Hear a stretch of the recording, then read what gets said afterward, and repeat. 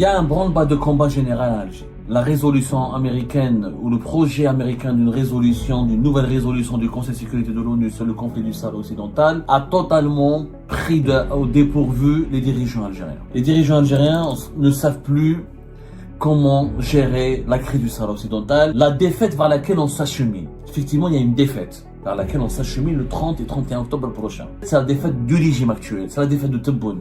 Ce n'est pas la défaite de l'Algérie. Ce qui va se passer le 30, on se dirige vers l'élimination de l'option de l'indépendance du territoire du Sahara occidental. On va enterrer définitivement cette option d'indépendance et on va la remplacer par les négociations pour quelle forme d'autonomie. On se dirige vers ce scénario et c'était inévitable. Il n'y a que Tebboune et ses collaborateurs et les dirigeants du régime Tebboune qui n'ont pas vu la menace venir ou qui n'ont pas vu ce scénario venir petit à petit. Parce qu'ils sont bêtes, parce qu'ils sont méchants surtout, parce qu'ils ne sont pas visionnaires, parce qu'ils ne sont pas compétents. C'est la défaite du régime Tebboune. C'est la défaite de Abdelmajid Tebboune. Chaque jour, le Maroc est ceci, les Marocains sont ceci, les Marocains sont cela, le Makhzen. On est entré dans une phase de marocophobie que le régime Tebboune a tenté de justifier par la normalisation des relations avec Israël. Non seulement on a rompu les relations avec le Maroc, mais on l'a détesté. La stratégie de la radicalité extrême du régime Tebboune, c'est elle qui nous a conduit à l'échec que nous allons subir le 30 octobre prochain. Il y a un branle-bas de combat général à Alger. Un branle-bas de combat général à Alger dans le sens où la résolution américaine ou le projet américain d'une nouvelle résolution du Conseil de sécurité de l'ONU sur le conflit du Sahara occidental a totalement pris au dépourvu les dirigeants algériens. Les dirigeants algériens ne savent plus comment gérer la crise du Sahara occidental et aujourd'hui ils veulent nous faire croire que qu'il y a des forces occultes, qu'il y a une coalition de puissances mondiales et régionales qui ont fait alliance, ou cette coalition qui s'est mise en branle, qui s'est mise en œuvre et pour nous humilier l'Algérie, pour menacer l'Algérie ou pour rabaisser l'Algérie, comme si la question du Sahara occidental est une question algérienne. Alors que nous n'avons jamais cessé de le dire depuis ces 4-5 dernières années, lorsque le régime Tebboune a instauré une politique de marocophobie, une politique très agressive, très brutale, très violente, que la question du Sahara occidental n'est pas une question algérienne. Je le dis, je le répète, la question du Sahara occidental n'a jamais été, elle ne devrait pas être une question algérienne. Je pense qu'une mise au point s'impose. D'abord, il faut appeler au calme et il faut expliquer à la population algérienne de ne surtout pas céder à la tentation de la désinformation, de la manipulation et de ne pas tomber dans le piège de l'instrumentalisation que les médias propagandistes algériens liés au régime algérien vont tout faire pour cultiver au sein ou inculquer dans l'esprit de nos concitoyens que c'est leur pays qui est attaqué, que c'est leur pays qui sera menacé, que leur pays qui sera défait, que c'est leur pays qui sera rabaissé, ou que c'est leur pays qui sera humilié, ou que c'est leur pays qui sera dans le collimateur ou dans le viseur de certaines puissances étrangères si le Sahara occidental ne devient pas indépendant. Ça fait plus de 50 ans que ce conflit dure. Le Sahara occidental n'a pas été indépendant depuis plus de 50 ans, depuis les indépendances du pays. On n'a jamais souffert de la non-indépendance du Sahara occidental.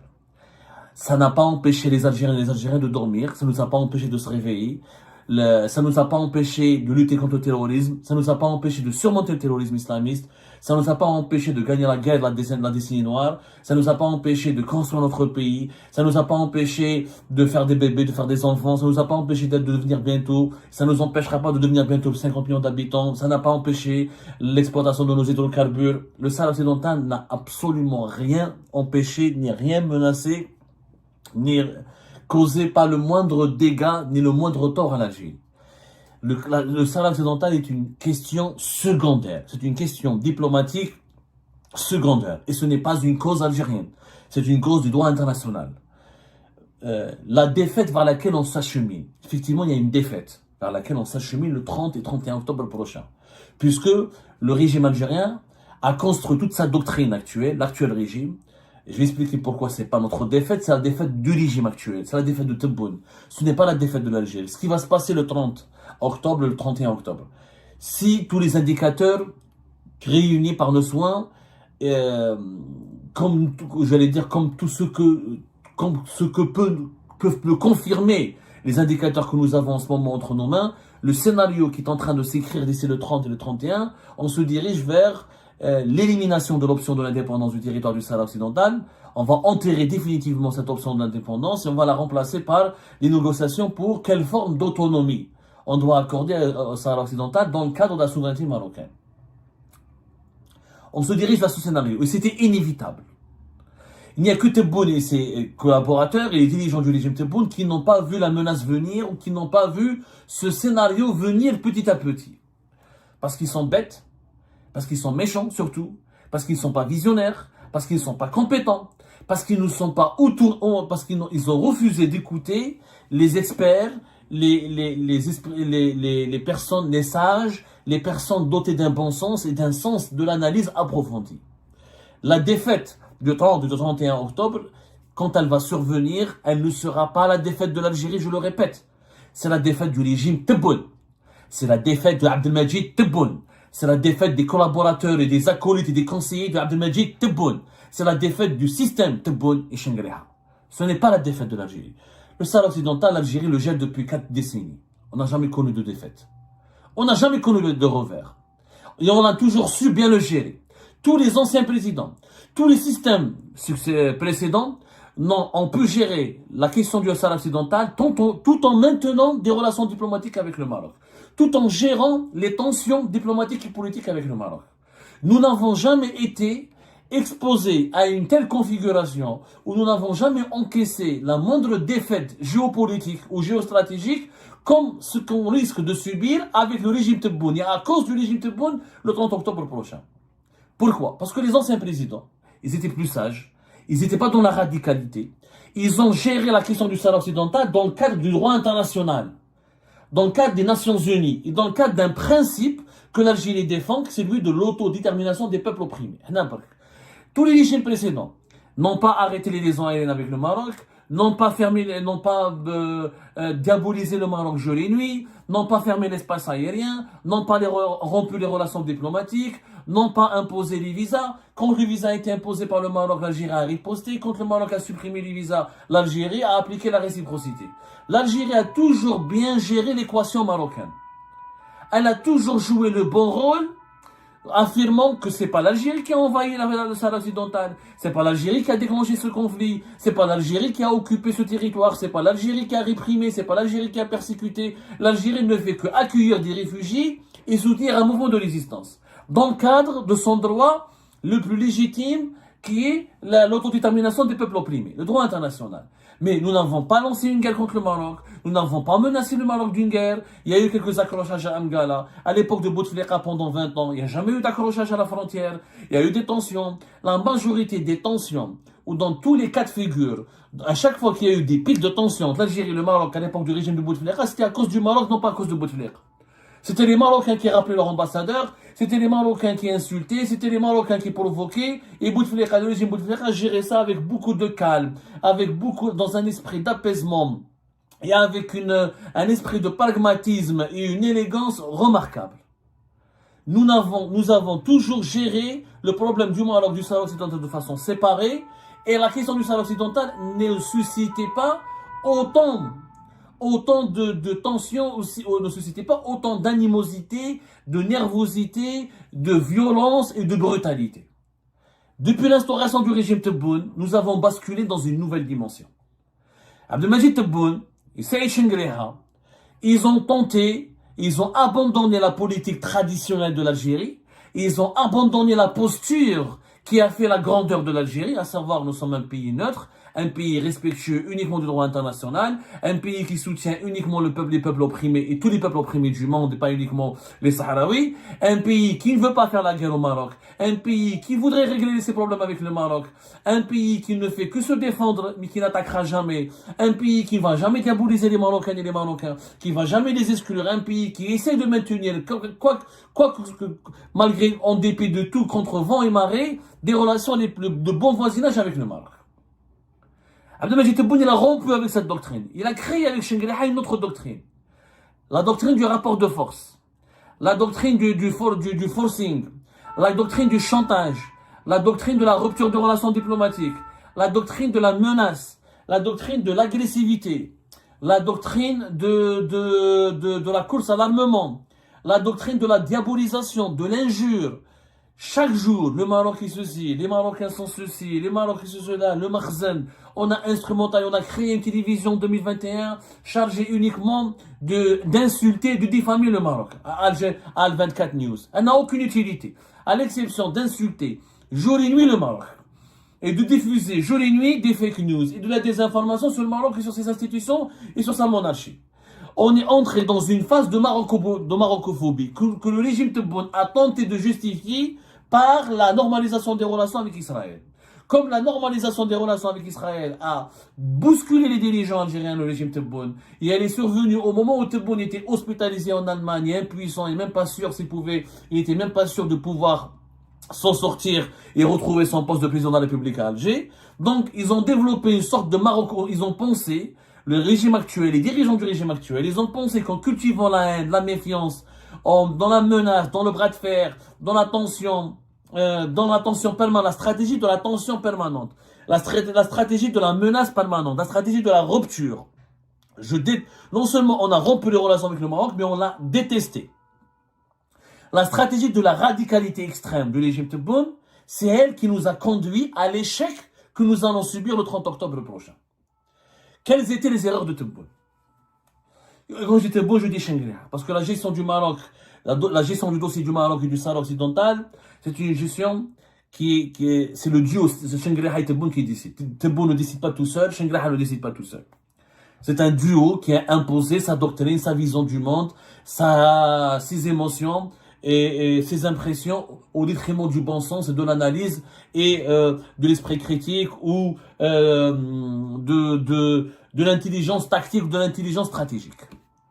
Quelles étaient les trois grossières erreurs de Tebboune qui démontrent que le régime Tebboune il est inadapté à son époque et qui ne peut pas protéger l'Algérie et qu'il est en train de perdre et d'encaisser une défaite majeure qui remettra en cause sa légitimité et son efficacité en tant que système capable de protéger le pays.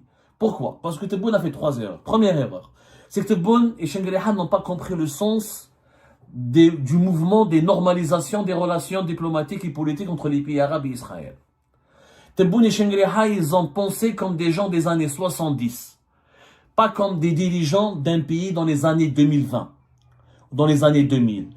Le peuple, lui, a une population, un vendeur de légumes, un vendeur de pop-corn ou un vendeur de pommes de terre, lui, il peut bien sûr développer un discours anti-israélien, anti-sioniste, et reprendre les mêmes concepts des années 70. Mais un dirigeant politique ne peut pas réfléchir. Il ne doit pas réfléchir. Que ce soit un dirigeant politique de premier rang ou un dirigeant militaire de premier rang. Ils ne peuvent pas réfléchir comme des commerçants ou des marchands de légumes.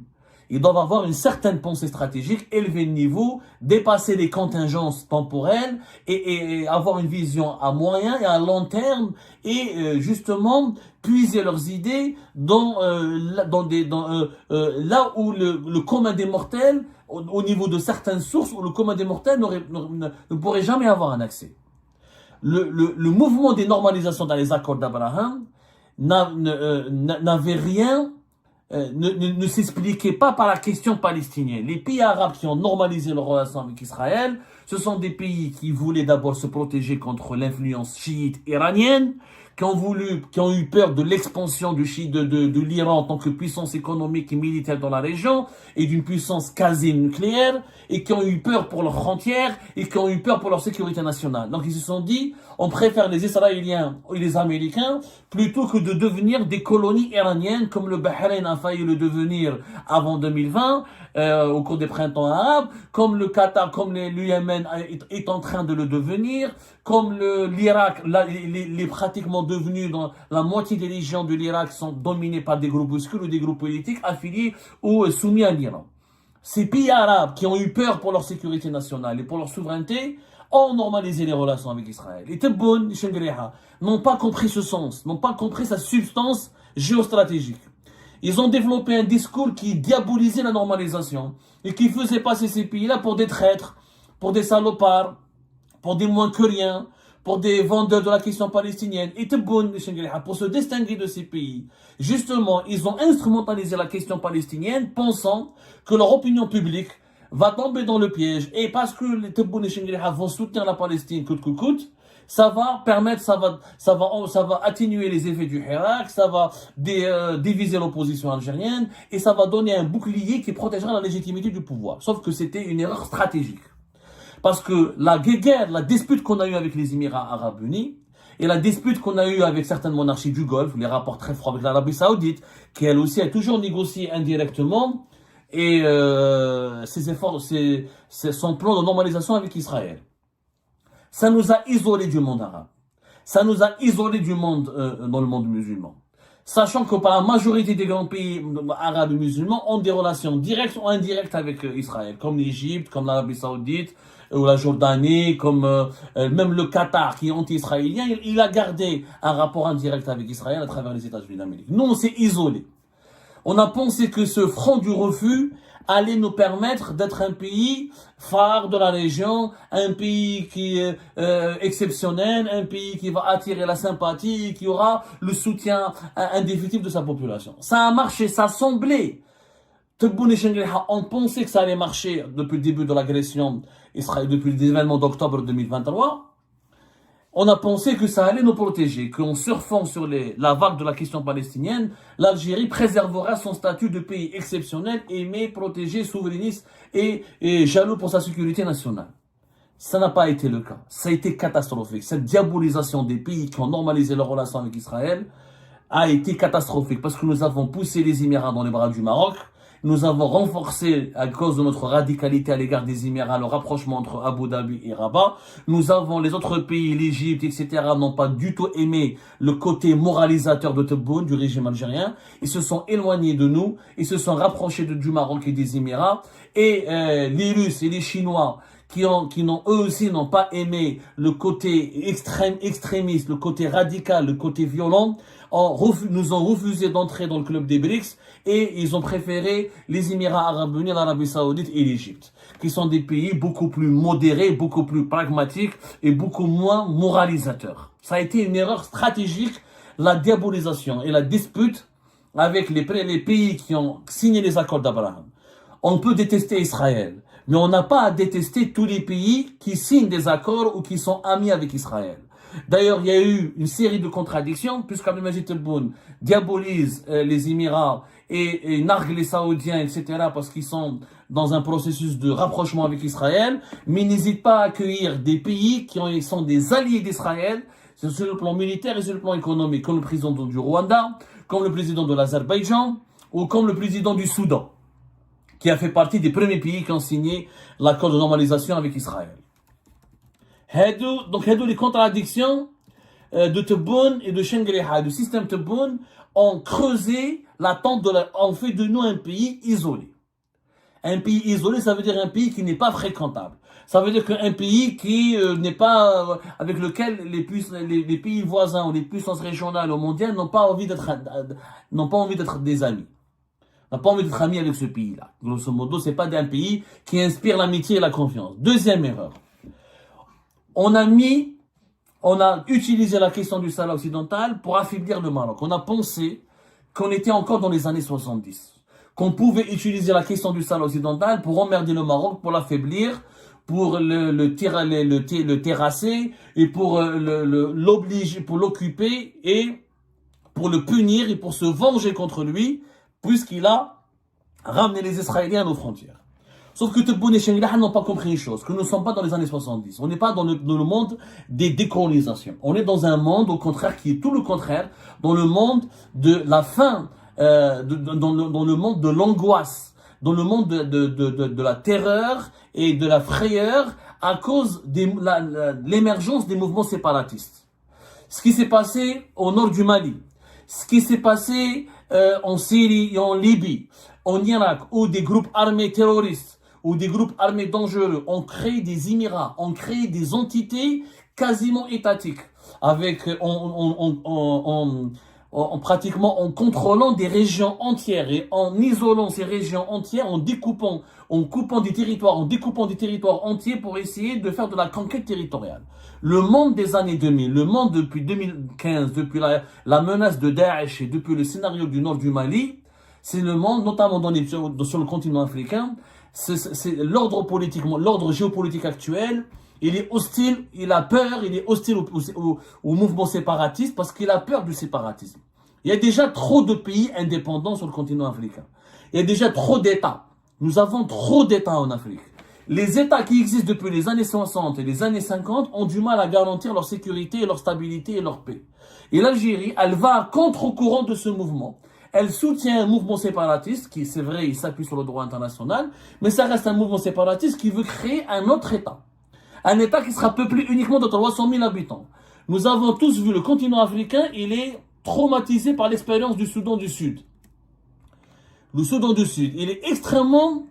depuis 2011, ce pays qui a été créé en 2011, qui a été créé dans le cadre du droit international, dans le cadre d'un processus d'autodétermination, a mené vers la catastrophe. Guerre civile, famine, insécurité, terrorisme. Donc le continent africain, plus justement, et plus précisément, et l'actuel ordre mondial sous lequel nous vivons, n'est pas du tout favorable à la création de d'autres États. Il n'est pas du tout favorable au mouvement séparatiste. Parce que ces mouvements séparatistes sont considérés comme Daesh, comme ce qui s'est passé en Syrie, comme ce qui s'est passé en Irak, comme ces révoltes et ces révolutions n'engendrent que l'instabilité et le terrorisme. L'ordre mondial actuel, il est traumatisé par ce qui s'est passé en Irak, en Syrie, en Libye, au nord du Mali et par le Soudan du Sud. Et Tebboune et Shengriha n'ont pas compris cela. Ils ont pensé comme dans les années 70. Shengriha et Tebboune, leur logiciel et c'est mental, c'est arrêté au monde. Allez, dans les années 70, c'était la mode. C'était en vogue de soutenir les peuples opprimés. C'était une nécessité existentielle et même une cause politique pragmatique. C'était même du pragmatisme et vraiment noble de soutenir des pays qui voulaient devenir indépendants, qui voulaient s'émanciper ou soutenir la création de nouveaux États. C'est pas le cas dans le monde d'aujourd'hui. C'est pas du tout le cas. Et ça a été une grossière erreur. Troisième erreur du régime Tebboune, c'est qu'ils n'ont pas anticipé le retour de Donald Trump à la Maison Blanche. Ils ont pensé jusqu'au bout que Joe Biden gagnerait les élections, que Donald Trump ne gagnerait pas. Et en manquant, non seulement ils n'ont pas anticipé le retour de Donald Trump, mais depuis le retour de Donald Trump, ils n'ont pas cru que Donald Trump serait capable d'aller jusqu'à régler définitivement la question du Sahara occidental. Ils ont toujours cru que les Américains ne vont pas s'impliquer dans ce problème. Tebboune et Shengriha, ils ont pensé qu'en donnant du gaz de schiste aux Américains, en leur offrant nos réserves de gaz de schiste, en leur miroitant, en leur ouvrant les portes de la coopération militaire, en leur disant que nous sommes prêts à acheter vos armes, à acheter vos contrats, à vous donner des contrats, qu'on est prêt en s'éloignant, Tebboune et Shengriha, en s'éloignant de la Russie et de la Chine, ils ont pensé que ça suffisait comme gage de confiance à l'égard de Donald Trump, pensant que Donald Trump ne va pas trop favoriser le Maroc au détriment de l'Algérie. Ils ont mal compris que Donald Trump, en réalité, c'est le fruit de son époque, c'est l'enfant de son époque.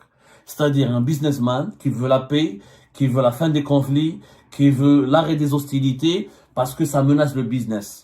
Donald Trump veut que tous les foyers de tension dans le monde s'éteignent pour que les autres puissances qui sont ses concurrents, notamment les Chinois, n'en profitent pas pour se positionner et faire du business. Il veut que tous les foyers de tension puissent s'éteindre pour que les Américains puissent imposer un nouveau impérialisme économique. Or, les conflits menacent le business. Le séparatisme menace le business. Surtout qu'un conflit comme celui du Sahara occidental qui a duré trop longtemps. Et comme le Maroc a normalisé ses relations avec Israël, il n'a pas tourné le dos à Israël, les Américains, malgré tout ce qui s'est passé depuis 2023, juste après l'accord de paix à Gaza, ils ont tenu leurs promesses, ils veulent maintenant régler le problème du Sahara occidental de façon définitive, pour permettre au Maroc de se concentrer sur son développement, sur son décollage économique et sur comment il peut devenir une puissance émergente, un pays émergent. Ramenez les trois erreurs, voici les trois grosses erreurs de Tebboune. Ces erreurs ont été commises pourquoi? Parce que, encore une fois, nous n'avons pas au plus haut sommet de l'État algérien l'équivalent de Bouteflika, l'équivalent de l'Amamara, l'équivalent de Zerhouni, l'équivalent de Meddelsi, l'équivalent de Ouyahia, l'équivalent de Général Tawfiq, l'équivalent de Général Attafi, l'équivalent de Khaled Nazar, l'équivalent de Ismaël Amari, etc. C'est-à-dire, je pourrais multiplier les cas. Nous n'avons pas de dirigeants capables d'avoir de l'intuition, capables d'être entourés par des conseillers, et des consultants, des experts qui leur fournissent des idées originales, mais surtout des concepts et des données conformes à l'évolution du monde d'aujourd'hui dans lequel ils évoluent. Et ce sont des dirigeants qui se concertent et c'est des dirigeants qui ne sont pas dans la radicalité, qui ne cherchent pas à montrer leurs muscles gratuitement, qui ne cherchent pas la guerre tout le temps, qui ne cherchent pas à régner par la terreur, mais d'abord à régner par le compromis et par le consensus. Tebboune et Chengueleha veulent régner par la terreur. Ils ont pu régner par la terreur sur le peuple algérien, mais ils ne peuvent pas régner par la terreur sur tout le Maghreb, ils ne peuvent pas régner par la terreur sur tout l'ensemble du monde arabe, ni sur l'ensemble du continent africain.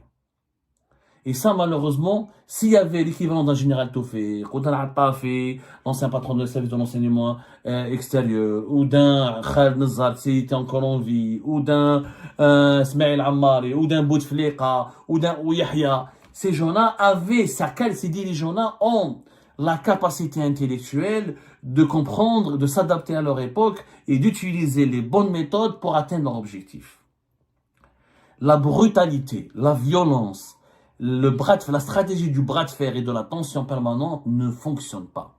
C'est ce qui nous a conduit aujourd'hui à la catastrophe que nous risquons de subir ou que risque le régime de Tebboune de subir.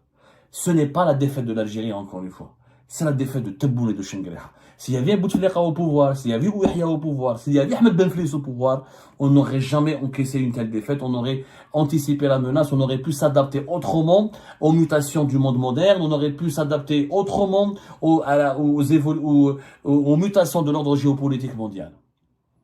Mais malheureusement, avec la brutalité, avec la violence, avec l'aveuglement, avec le fanatisme, avec encore une fois, quand des dirigeants prennent leur certitude pour des vérités absolues, ils refusent de discuter ces vérités absolues, ils veulent imposer leur vérité absolue au nom de l'intérêt général, et pensant que sans eux, le pays va s'effondrer, et bien malheureusement, c'est le tout contraire qui va se produire parce que leur système est en train de s'effondrer.